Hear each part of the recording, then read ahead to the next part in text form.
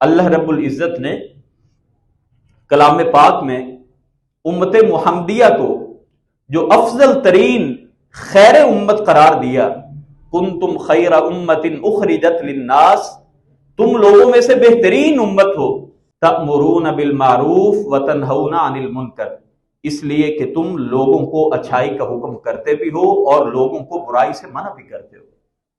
یہ ہمارے بنیادی فرائض میں سے، اور ان تمام فرائض کے بارے میں اللہ رب العزت کی بارگاہ میں ہم سے پوچھا جانا ہے۔ قابل غور بات یہ ہے، میں اکثر یہ عرض کرتا ہوں کہ ہماری مساجد میں الحمدللہ ہر 7 دن کے بعد خطبہ جمعہ ہوتا ہے، مساجد میں درس دروس کا بھی اہتمام ہوتا ہے، جلسے بھی ہوتے ہیں، لیکن برائی کے آگے جو سد باب ہونا چاہیے تھا وہ نہیں ہو رہا۔ دن بدن برائی میں، بدی میں اضافہ ہی ہوتا چلا جا رہا ہے۔ جب تک اس برائی کا تدارک کرنے کے لیے ہر انسان، ہر مسلمان اپنی ذمہ داری کو، اپنے فریضے کو ادا نہیں کرے گا، تب تک یہ برائی ختم نہیں ہو سکتی، اور ختم تو خیر ہو بھی نہیں سکتی۔ ہم کوشش کر سکتے ہیں اور اس برائی میں کمی لا سکتے ہیں۔ آج بھی خیر و شر کی لڑائی جاری ہے، مگر جائزہ لینے کی بات یہ ہے کہ ہم اپنی پوری زندگی میں جائزہ لیں کہ ہم پورے دن میں خیر کی باتیں کتنی دیکھتے ہیں اور شر کی باتیں کتنی دیکھتے ہیں۔ موبائل کی میں اکثر ایک ہی مثال دیتا ہوں، یا آپ دوسری مثال ٹی وی کی لے لیں۔ پورے دن میں جائزہ لیں کہ پورے دن میں آپ نے خیر کے کام کتنے دیکھے اور شر اور گناہ کے کام کتنے دیکھے۔ آپ کو سارا رزلٹ اپنی اپنی ذات کے بارے میں سامنے آ جائے گا۔ انسان کی ایک عادت ہے، میں ہوں یا آپ ہوں، اللہ نے ہمیں فطرتاً ہمارے اندر شرم حیا کا پہلو رکھا ہے، اور لوگوں کے سامنے ہم یہ پسند نہیں کرتے کہ میرے جو عیب ہیں وہ لوگوں کے سامنے بھی آئیں، مگر مجھے بھی پتہ ہے، آپ کو بھی پتہ ہے، تنہائی میں ہم کتنے عبادت گزار ہیں، جتنے متقی ہیں وہ آپ کو بھی پتہ ہے، مجھے بھی اپنا پتہ ہے، اور اللہ علیم بذات الصدور، اللہ رب العزت کی ذات تو ہمیں جاننے والی ہے۔ تو میں یہ عرض کر رہا ہوں کہ اپنا جائزہ لیجئے کہ 24 گھنٹوں میں، اور پھر اپنا جائزہ لیجئے کہ پورے ایک ہفتے میں ہم نے کتنا اچھائی والے معاملات کو موبائل پہ دیکھا، ٹی وی پہ دیکھا، اور کتنا ہم نے شر اور برائی کے معاملات کو دیکھا۔ میرا یہ جو گمان ہے یہ غلط بھی ہو سکتا ہے، لیکن جب میں معاشرے کو دیکھتا ہوں تو میرا خیال ہے کہ 90% ہمارا جو ہے وہ شر ہی دیکھا جا رہا ہے، 90% شر کو دیکھا جا رہا ہے اور شر کو پھیلایا جا رہا ہے، اور خیر کے پیروکار وہ اگر خود خیر کو دیکھ رہے ہیں تو خیر کو لوگوں تک اس طرح سے نہیں پہنچا رہے۔ اللہ رب العزت نے فرمایا کہ تم بہترین امت ہو۔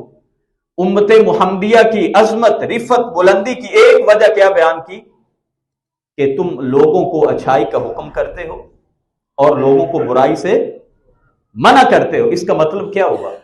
اگر ہم لوگوں کو اچھائی کا حکم نہیں کر رہے اور لوگوں کو برائی سے منع نہیں کر رہے، تو وہ جو فضیلت کا معیار اللہ رب العزت نے کلام پاک میں بیان کیا، ہم اس پہ پورے نہیں اترے۔ اللہ کے نبی صلی اللہ علیہ وسلم نے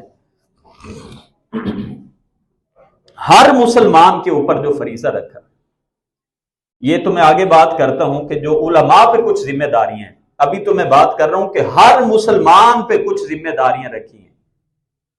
تو آپ نے فرمایا تم میں سے جو بھی برائی کو دیکھے، جو بھی برائی کو دیکھے تو کیا کرے؟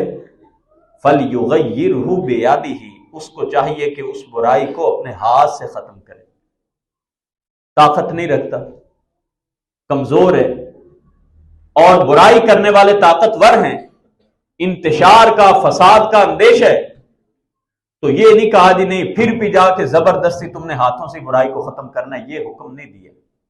فَإِن لَّمْ يَسْتَطِعْ فَبِلِسَانِهِ، اگر ہاتھوں سے برائی کو ختم نہیں کر سکتے تو اپنی زبان سے اس برائی کو ختم کرنے کی کوشش کرو، اس برائی کے خلاف آواز اٹھاؤ۔ فَإِن لَّمْ يَسْتَطِعْ فَبِقَلْبِهِ، اور اگر بولنے سے بھی فتنے کا ڈر ہے، آپ میں اتنی بھی طاقت نہیں ہے تو پھر کم از کم اس برائی کو دل سے برا جانا. وذالک اضعف الایمان، نبی دو جہاں صلی اللہ علیہ وسلم نے فرمایا برائی کو اپنے دل سے برا جاننا یہ ایمان کا سب سے کمزور ترین درجہ ہے.